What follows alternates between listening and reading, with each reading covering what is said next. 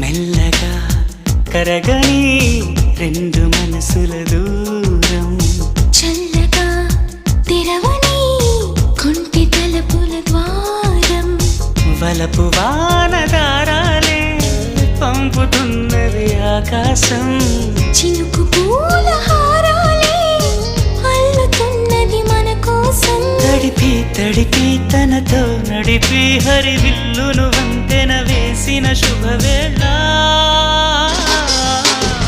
ఈ వర్షం సాక్షిగా తెలపని నూరాకే సొంతం, ఈ వర్షం సాక్షిగా కలపని బంధం, మెల్లగా కరగని రెండు మనసుల దూరం.